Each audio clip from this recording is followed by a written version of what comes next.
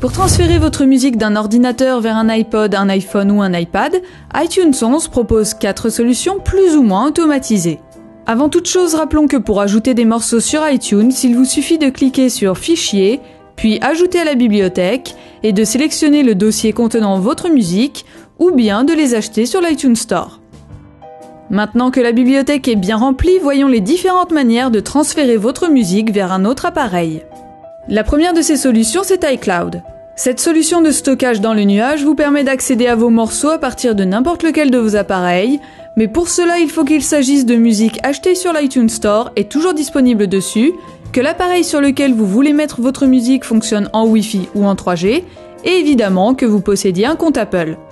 Pour l'activer sur un Mac, il vous suffit d'aller dans Préférences Système, puis iCloud, et d'entrer vos identifiants ou si vous n'en possédez pas, de créer un compte.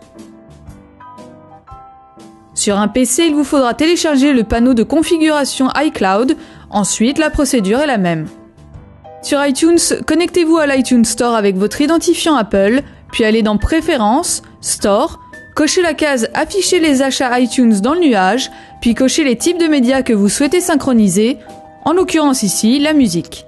Pour retrouver votre musique sur vos autres appareils, il vous suffit de vous connecter au même compte Apple, d'activer le Wi-Fi et d'activer la synchronisation iCloud dans les préférences système.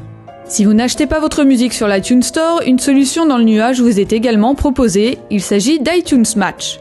Contrairement à iCloud qui est gratuit, ce service-là est payant. Il coûte 24,99€ par an et fonctionne légèrement différemment d'iCloud. La musique que vous possédez et qui est également disponible sur l'iTunes Store sera automatiquement synchronisée, alors que les morceaux n'y figurant pas devront être téléchargés dans le nuage. Dans tous les cas, vous ne pourrez mettre que 25 000 morceaux maximum par compte, sans compter les morceaux achetés sur iTunes Store. Notez enfin que comme pour iCloud, cette fonction ne marche qu'avec des appareils possédant une connexion Wi-Fi ou 3G. Pour ceux qui possèdent un appareil sans Wi-Fi comme un iPod classique, Nano ou Shuffle, ou tout simplement qui ne souhaitent pas utiliser de service de stockage dans le nuage, iTunes vous permet d'effectuer une synchronisation automatique de votre bibliothèque avec votre appareil lorsque vous le branchez à votre ordinateur. Une fois que vous avez branché l'appareil à l'ordinateur, cliquez sur son nom en haut à droite de la fenêtre iTunes. En haut, les différents onglets vous permettront de régler les paramètres de synchronisation pour chaque type de média, en l'occurrence ici, pour la musique. Là, vous aurez deux choix, synchroniser toute la bibliothèque, mais dans ce cas, veillez bien à avoir assez de place sur l'appareil pour tous vos morceaux, ou bien synchroniser automatiquement les listes, artistes, albums ou genres que vous aurez cochés.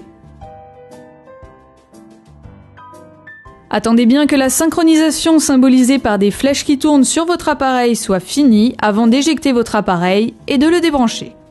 Enfin, si vous souhaitez avoir un contrôle total sur ce que vous mettez sur votre appareil, vous pouvez également utiliser la synchronisation manuelle. Pour cela, sur la page de résumé de l'appareil, cochez « Gérer manuellement la musique et les vidéos ». Pour déposer des médias, vous pouvez faire apparaître la barre latérale d'iTunes 10 en allant dans « Présentation » puis afficher la barre latérale et faire un simple glisser-déposer, ou bien utiliser la nouvelle méthode d'iTunes 11.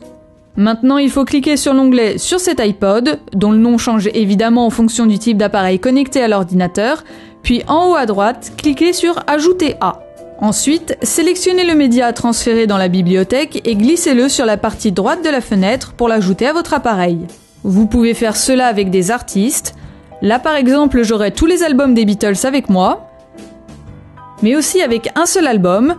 En faisant ça, je n'aurai qu'Overkill de Motörhead.